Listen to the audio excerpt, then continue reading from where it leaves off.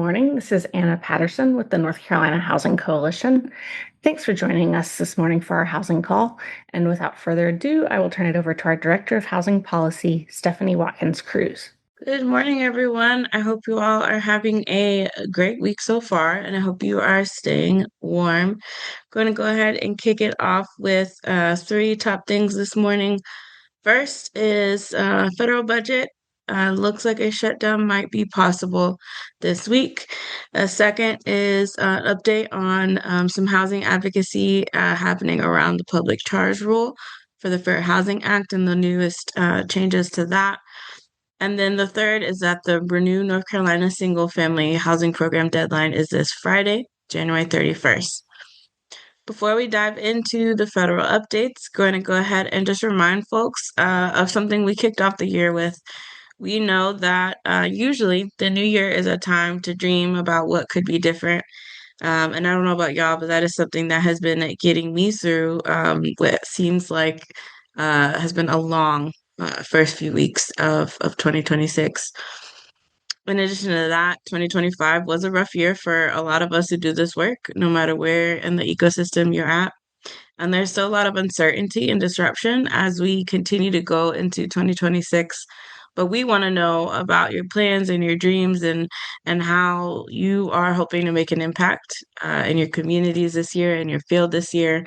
So we're hoping that you will share some of that with us, record a video and share it with us, or share some details so we can brag on the amazing work happening throughout our housing ecosystem. We also, if you haven't already been receiving messages from us over the next several weeks, we're going to be reconnecting and meeting with partners and allies throughout the housing ecosystem as we plan for advocacy over the coming year.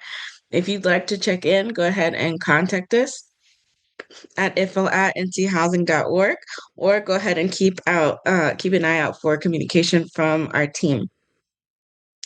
We also want to go ahead and just remind folks that it is important to know your rights. One of the reasons that we advocate for affordable housing is because we want to see safe, healthy, thriving communities in North Carolina. And we firmly believe that operations that include racial profiling, targeted public harassment, arrest, and killings by masked agents only instills fear and jeopardizes the safety and livelihoods of our neighbors. So we will continue to monitor activity happening in our state and across our country, and connect with our partners about the impacts of these operations in our communities. We'll be listing those community resources in our call notes continuously, and our hearts go out to the families that have lost loved ones. Moving on to federal updates, the final fiscal year 2026 Transportation, Housing, and Community Development, or THUD spending bill that funds HUD's housing and community development programs was released last Tuesday morning. And here are a few takeaways from that budget if you didn't review it from our weekly policy update email last week. Here are a few key takeaways. So it does provide a total of $77.3 billion for HUD programs. This is more than double the $3.3 billion provided for HUD programs in the Senate's proposed spending bill. And this does not include harmful policies that were outlined in the House spending bill earlier, such as like work requirements, repealing the 30-day eviction notice requirements for households receiving HUD assistance, and withholding funds for sanctuary cities. In response to the COC notice of funding opportunity, the bill also includes language reiterating that HUD must conduct rulemaking in accordance with existing laws. And it does not, however, it does include a $2.2 billion cut to HUD programs. The THUD bill, which provides approximately a $7.3 billion increase over previous fiscal year that was passed in the House, does have strong bipartisan support. It did pass last week in a package along two other spending bills. The contentious Department of Homeland Security DHS bill was voted on separately and passed with much narrower margins. And after the passing in the House, the bills were combined into a broader six-bill minibus in the Senate. In the wake of the killing of Alex Preddy in Minneapolis, Senate Democrats are actually demanding that the Department of Homeland Security DHS bill be removed from the fiscal year 26 minibus package that includes the THUD bill. And so, according to analysis from our colleagues at the National Low Income Housing Coalition, it's unclear if the DHS bill can actually be removed from the broader spending package at this point. However, if it is removed, or even if there are revisions, it would require another vote in the House to pass. So, but with the House out until February and the current continuing resolution, or CR, set to expire at 12:01 a.m. on Friday, January 31st, the federal government would have to enter a partial shutdown before a vote occurs if this continues to be the path. These 6 remaining spending bills in the minibus account for 75% of all federal discretionary spending, meaning a partial shutdown would have widespread impacts on many federal programs. However, the SNAP program should not be affected because Congress voted in November to fund SNAP through September 30th, 2026. So just wanted to make that part clear. If you want to dive in a bit more into the THUD budget, check out our partners at the National Low Income Housing Coalition. They have a really good full analysis and budget chart with funding levels for key housing programs across the years. Moving into the updates on the public charge rule, 2 recent proposed rules from the Trump administration threaten housing stability for immigrants and fair housing protections broadly. Our partners at the National Income Housing Coalition have submitted comments along with almost 200 members of Congress in opposition to the Department of Homeland Security's public charge proposed rule. Advocates are also opposing a new proposed rule from HUD, the Department of Housing and Urban Development, that would roll back disparate impact enforcement of the Fair Housing Act. Both of these proposals and a summary of the comments can be read by links provided in the call notes. And it's really important that we understand how big of not only a step back, but how big of a jump back both of these rules would be if they were able to go into effect. And then a friendly reminder, the National Low Income Housing Coalition has extended their deadline for the sign-on letter in support of the FEMA Act. They extended the deadline to January 30th for organizations to join a sign-on letter in support of the bipartisan FEMA Act. There is a leaked draft of the final report that actually recommends gutting FEMA's workforce by 50%. And increasing the level of damage required to qualify for any kind of disaster assistance. These are all ideas that would be incredibly damaging to disaster survivors and set our disaster recovery system back decades. And so the FEMA Act is one of the big things that is currently being supported in hopes of mitigating these types of really dangerous proposals. Again, signatures are being accepted until January 30th. And the link to do so to sign on is in the call notes. Just want to remind folks that the application deadline for the Renew North Carolina Single Family Housing Program has been extended through this Friday, January 31st, 2026.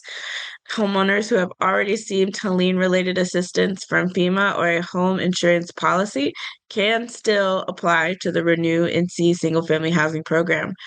This program is designed to address housing recovery needs that remain after all other assistance has been exhausted. And to date, data shows that more than 7,600 applications have been submitted.